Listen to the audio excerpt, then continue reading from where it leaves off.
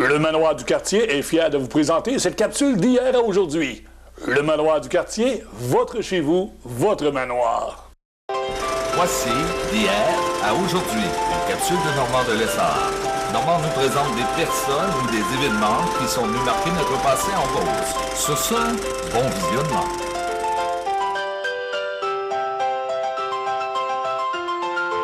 Allô tout le monde, ici Normand de Lessard et bienvenue à une autre capsule d'hier à aujourd'hui. Le presbytère de Saint-Georges, secteur ouest.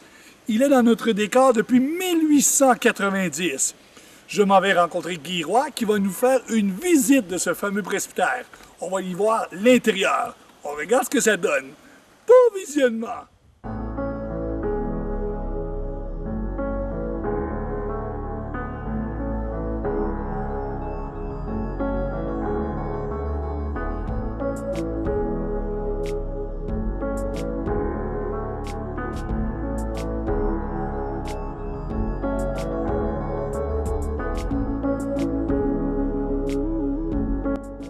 Monsieur Guy Roy, bonjour, comment ça va? Bonjour, ça va très bien. Guy, si tu permets, on va se tutoyer, étant donné qu'on se connaît depuis fort longtemps. Certainement, certainement. Guy, avant d'expliquer, faire une visite de ce presbytère-là, qui es-tu pour situer les gens à la maison? Bon, Guy Roy, je suis de Saint-Georges, j'ai été enseignant, mais si on regarde au niveau de la paroisse, je suis né à Saint-Georges, baptisé, confirmé et marié à Beauceville, mais je suis comme on dit, un né natif. Parce que mes parents et mes grands-parents sont du secteur ouest, donc de Saint-Georges. Et tes parents étaient qui, dans quel quartier? Roland Roy, ceux qui ont connu Roland Roy, on parlait de Roland Roy qui travaillait pour les Bréquets. OK, excellent. Guy, tu vas nous parler du presbytère. Pourquoi c'est toi en particulier? Tu as travaillé ici. Bon, j'ai travaillé, au moment de prendre ma retraite, on m'a demandé si j'étais marguillier. J'ai dit non, on m'a demandé pourquoi. J'ai dit parce qu'on ne me l'avait pas demandé. Et j'avais du temps, donc en 97, au fait de 97, et pour l'année 98, je suis devenu marguillier. Bon, marguillier, à l'occasion, je passais au presbytère, mais j'ai pris le poste de président du conseil de fabrique. Et les marguilliers donnaient au président du conseil de fabrique le mandat de faire la gestion courante, l'administration, la gestion courante des affaires au niveau de la fabrique. Alors, comme je le disais souvent, pendant 10 à 11 ans, j'ai été 13 ans en tout à la fabrique. Pendant 11 ans, je suis venu au presbytère pas souvent, jamais plus qu'une fois par jour. Mais à tous les jours. À tous les jours. Donc, j'ai connu un peu, là, en fouillant, pas en fouillant, mais en faisant le tour. Qui était le curé à l'époque? Le curé, c'est Marc Labbé. J'ai été président du conseil de fabrique avec Marc Labbé. Alors, mon cher Guy, on va faire une visite de ce presbytère-là. Il date depuis combien de temps à Saint-Georges? Il est dans notre décor depuis quelle année? Le presbytère, les photos qu'on a et les recherches et les documents qu'on a, il a été construit avant l'église, qui date de 1900. Donc, le presbytère date de 1890. 1890? C'est bien ça. C'est pas toi qui étais foreman? Pas à ce moment-là. Non. Bon, alors, ici, donc, devant le presbytère, nous sommes à l'entrée principale. Lorsque les gens circulent sur la première avenue, c'est la partie de la façade du presbytère. Ceux qui viennent au presbytère, qui circulent, sont sur le stationnement de côté et entrent par le côté. Mais vraiment, l'entrée principale, c'est ici. Et si on regarde des anciennes photos, on verra le presbytère avec cette même façade, sa galerie et son entrée. Un peu la différence sera l'ajout au niveau garage et la partie avant, mais c'est le presbytère et à ma droite, la partie qu'on pourrait appeler cuisine, les secteurs de la cuisinière ou de la ménagère. Bon, alors à l'extrémité, on a parlé de cuisine, donc par rapport à quand je regarde sur la première avenue, à droite, donc du côté de la 19e rue, on a la partie de la cuisine. Alors, on peut remarquer la partie qui excède au centre c'est la partie originale. Donc, la partie verrière a été rajoutée et évidemment, les garages, 1890, il n'y avait pas de garage pour les automobiles, ça a été rajouté vraiment plus récemment. Alors, la partie presbytère est là, la partie cuisine, c'est la partie qui excède et on va pouvoir à l'intérieur constater c'est quoi l'aménagement qu'il y a à l'intérieur de cette partie-là. Alors ici, on a l'entrée, évidemment, bien, vous allez dire l'asphalte serait peut-être à refaire, mais c'est moins utilisé. Mais ça a été utilisé du temps donc où on a construit le garage. Et ceux qui veulent remonter dans leurs souvenirs, le curé Denis entrait ici, stationnait son auto, donc les deux garages couverts, et ça circule devant le presbytère pour aller rejoindre le stationnement devant l'église. Alors nous voilà sur une autre façade, c'est la partie qui donne côté église, et pour la majorité des gens qui arrivent sur le stationnement ou qui viennent à l'église, c'est l'accès qu'on a au presbytère. Et je reviens que l'entrée principale du presbytère a toujours été la partie donnant sur la première avenue, qui n'est plus utilisée, c'est plus celle-là qui donne dans les bureaux. On s'est préparé pour l'hiver, avec le vent, avec la neige, on ne voit pas la porte, mais elle est là. Alors, nous voilà maintenant, on parlait du stationnement, une autre façade, une autre porte. Maintenant, si vous voulez accéder au presbytère, il faudra chercher l'escalier. Il n'y a plus d'escalier, c'est une petite galerie, mais du temps ou de la construction du presbytère, un escalier donnait accès à cette galerie, à cette porte, et c'était l'escalier qu'on pourrait appeler l'escalier du curé, parce que ça donne immédiatement dans les locaux qu'occupait le curé à ce moment-là. Question solage, on peut voir que ce n'est pas un solage en ciment, mais bien un solage de pierre, donc c'est d'origine. Et à partir de maintenant, on a fait les parties principales. Il y avait une autre accès sur l'autre façade pour la cuisine, mais disons qu'on a fait les accès principaux du presbytère. Et si vous le voulez bien, vous me suivez, on va faire un tour à l'intérieur. Bonne visite. Alors, bonjour, nous voici à l'intérieur. Alors, la porte que les gens utilisent la majorité du temps. Alors, de l'entrée ici dans le presbytère, on avait accès à ma gauche au bureau, à ma droite à un local qui sert plus de consultation et un ajout ici qui a été fait qui n'était pas d'origine. Mais si on parle de cette partie-ci, ceux qui venaient visiter le presbytère ou qui venaient rencontrer le curé pouvaient accéder ici pour les bureaux. Quand on parle d'origine, on peut très bien voir que le chauffage à l'eau, donc ces calorifères qui sont bien du temps du presbytère d'origine. Alors, bonjour, nous avons accédé au presbytère. Maintenant, si nous avions affaire au curé, c'était la partie du salon ou du bureau.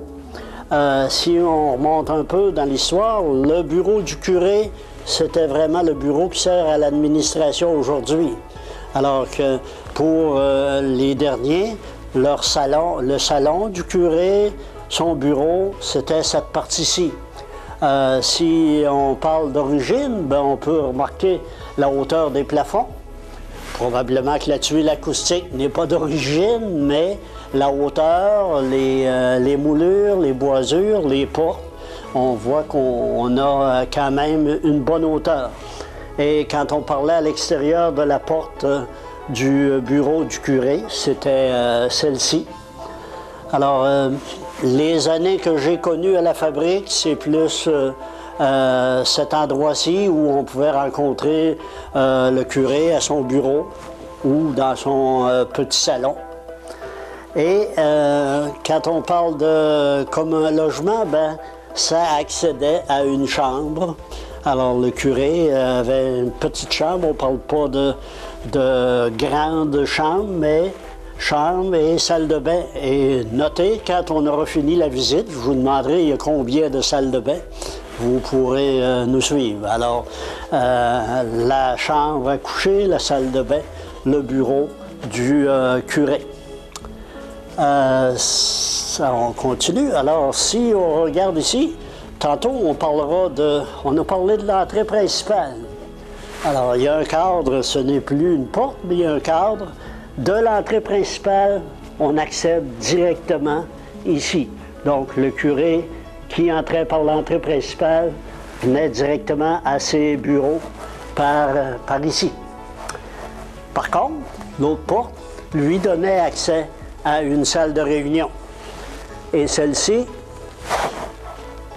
donc salle de réunion, c'est les salles de réunion du conseil de fabrique, avec bien entendu l'horloge qu'on préfère arrêter durant les réunions parce que durant les temps morts, c'est ce qu'on entend, c'est l'horloge. Moi, mon cher Guy, je me souviens, lorsque je servais la messe pour le curé de Denis, d'être venu manger, et c'était ici. Oui. C'était la salle à manger à l'époque. On parle au milieu des années 70. Oui, s'il y avait une grande réception, s'il y avait une réception, et on a fait quelquefois des rencontres avec les mariés et leurs conjoints en début d'année où on pouvait recevoir ici à l'intérieur. Mais la salle de réunion où j'ai présidé beaucoup de réunions, c'est cette partie-ci. Bon, alors si on accède donc de la salle de réunion, on accède à la cuisine. Alors on a passé la partie que vous voyez à l'extérieur, le bloc carré, et l'excédent qui était la partie cuisine. Alors on est dans cette partie-là de la cuisine, évidemment, qui a été réaménagée, armoire, plancher, mais la hauteur est toujours là. Et on a du mobilier qui est resté, du mobilier qui est quand même assez ancien. Et la partie qu'on a aménagée, donc des armoires. Tout à l'heure, je vous parlerai d'un certain passage, c'est cette partie-là. Donc, on a réaménagé cette partie-là. Donc, c'était la partie cuisine. Et quand on a dit qu'il y avait un excédage, une verrière, alors il y a une partie verrière qui donne à l'avant.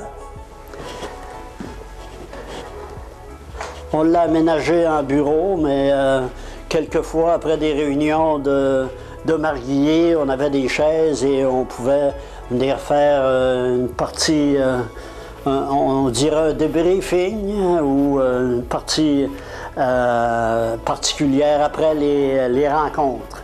Alors, cette partie verrière a servi de salle de télévision, petit salon plus privé, et la vue, évidemment, la vue sur Saint-Georges en soirée, c'est magnifique. On se croirait sur la première avenue.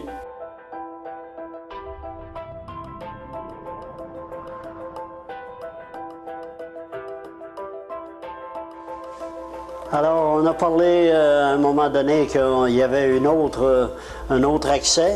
Alors, on a un accès ici à l'extérieur pour directement la cuisine et une autre salle de bain. Et celle-ci, c'est l'accès, non pas aux catacombes, mais au sous-sol des archives, la fournaise. Donc, l'accès au sous-sol par... Alors ici, on a parlé à l'extérieur de l'entrée principale. Alors, c'est l'entrée principale avec une voûte, double porte. Et si on parlait anciennement, le curé donc accédait au presbytère par l'entrée principale, qui donne donc sur la première avenue, et ce passage qui est maintenant la partie de l'impression, vous voyez la porte qu'on a parlé dans le bureau.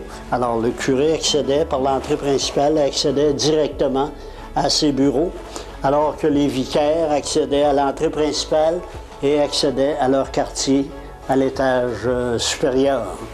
Évidemment, magnifique escalier, bois tourné, quelque chose d'extraordinaire. Des parties souvenirs ici après les murs, je garderai ça comme mes souvenirs. Alors allons à la partie, à l'étage supérieur.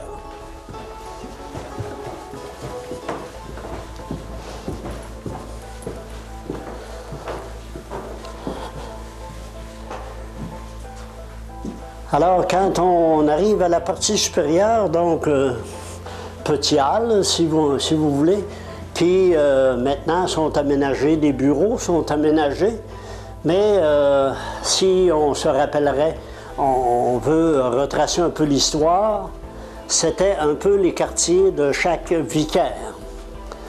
Alors, on pourrait parler qu'un vicaire avait une salle, son bureau, avait une chambre à coucher et une salle de bain. Un autre vicaire, donc du côté église et stationnement, une salle de bain au coin, un bureau de travail et une chambre à coucher. Alors, un vicaire avait ses quartiers, un vicaire avait ses quartiers ici, même chose de ce côté, du côté de l'avant. Alors, on avait salle de bain, un bureau qui sert présentement pour la partie administration et une chambre. Donc, 3 vicaires ici qui avaient chacun leur chambre, leur espace de travail et leur salle de bain. L'autre partie qui est séparée, qui va donner au-dessus de la partie de la cuisine, salle de toilette, un autre bureau ou une salle, étant donné il y avait un évier, donc chambre à coucher. Et on arrive ici vraiment à la partie au-dessus de la cuisine et encore une fois, une chambre à coucher, une salle de bain. Il y a combien de salles de bain total? Combien? Faudra faire le décompte. Je parlerai de 7. 7 salles de bain. Et oui. Combien de pièces totales? Oh, ça, je n'ai pas fait le Il y décompte. en a plusieurs. Alors, donc, chambre à coucher, salle de bain et un bureau de travail. Donc, si à l'occasion, il y a des visiteurs, pour une salle, une autre salle, chambre à coucher, et cette partie-ci servait surtout pour la partie ménagère, pour faire le repassage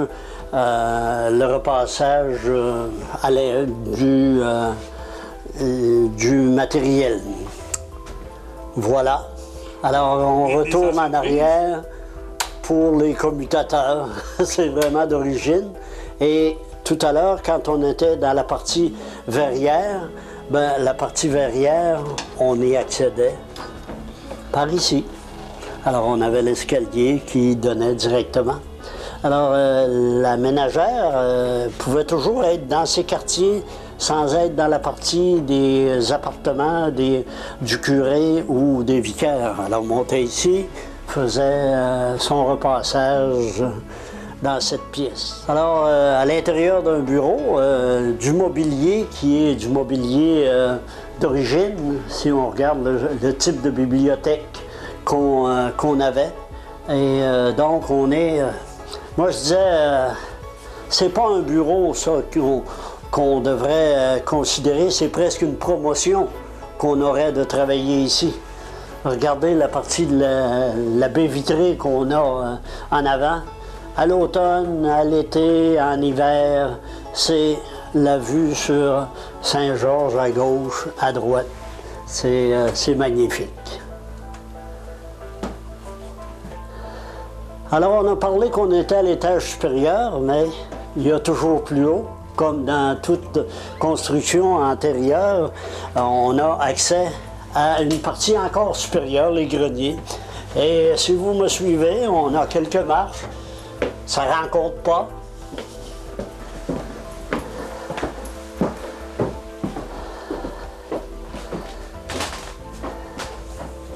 Évidemment, on parle d'entrepôt. Les greniers, c'est... Évidemment, ici, on a fermé quelque peu un espace là, pour s'aménager un entrepôt.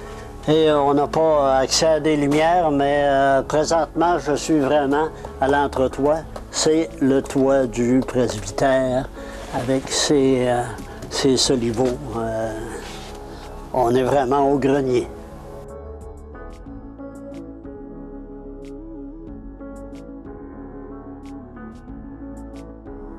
Et on est à l'entrée principale. On pourrait se demander à quoi ça pourrait toujours servir. Pour nos bottes? En cas de pluie, oui, mais pas pour les bottes. Non? Mais pour les parapluies. OK. Alors, on laissait son parapluie. Oh, c'est pas jeune ça? On faisait la tournée, on laissait les parapluies pour accéder aux différents bureaux. Alors, on a voulu continuer en allant faire un tour au sous-sol. Alors, quand on parle d'origine, vous avez de la planche qui est vraiment de la planche d'origine, et on descend vraiment au sous-sol du presbytère avec le mur de pierre.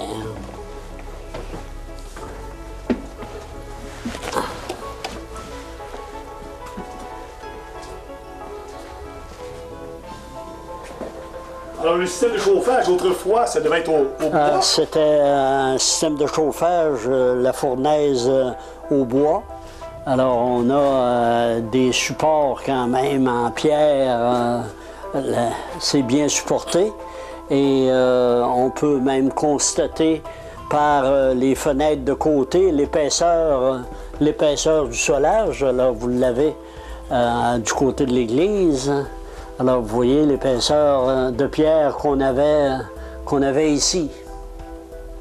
Et on est vraiment là sous la partie du presbytère, avec une partie très massive au centre. Cette partie massive va servir à supporter la voûte. Alors, la partie pour tous les documents, la partie des archives, donc la voûte qui est dans le bureau principal. Alors, elle est clairement supportée sur ce mur de pierre. En cas de feu, la voûte ne descendra jamais au sol. À l'intérieur de la salle de réunion, on a un tableau. Alors, ce tableau représente l'église, moi je dis l'église de 62. Alors, c'est l'église en pierre qui a précédé l'église actuelle. La particularité, c'est qu'elle était parallèle à la rivière et face vers le nord, vers Québec. Vers Québec. On a terminé notre visite. Pour moi, ça fait un plaisir de retourner dans mes souvenirs plus récents et j'espère que ça vous donne une meilleure idée de le presbytère. Il est occupé, il sert toujours à quelque chose et il fait partie de notre patrimoine. Guy, c'est un honneur d'avoir fait la visite avec toi et merci d'avoir partagé ça avec les gens. Donc, on rappelle que le presbytère de Saint-Georges, secteur ouest, est dans notre décor depuis 1890. Effectivement, avant l'Église. Avant l'Église? Oui. Et en plus, au moment qu'on se parle, nous sommes en 2015, octobre 2015, et le presbytère est toujours bien entretenu. Oui, oui, oui. Et le curé aujourd'hui en 2015? Mario Duchesne, qui est curé de la paroisse, mais on parle de communion, de communauté, donc les 12 paroisses environnantes, dont Saint-Georges Guy, et l'Assomption. Un grand merci, un honneur d'avoir été avec toi. Et tu as 3 livres dans les mains, juste un petit rappel en terminant, simplement, qui est écrit de Saint-Georges. Si vous mettez la main sur quelque chose historique, Saint-Georges, André Garand, à l'ombre du clocher. Alors, c'est une référence. Et antérieurement à cela, ça date déjà de quelques années, Saint-Georges d'hier à aujourd'hui, Roger Bolduc. Alors, l'histoire de Saint-Georges, incluant la partie municipale et la partie de la fabrique, c'est là-dedans qu'on retrouve l'histoire. Et il y a un 3e livre que je vois. Ça ne fait pas partie de l'histoire. Ce sont les factures à payer. Hey, merci beaucoup, Guy. Et merci aux gens d'avoir été là. Bonne journée.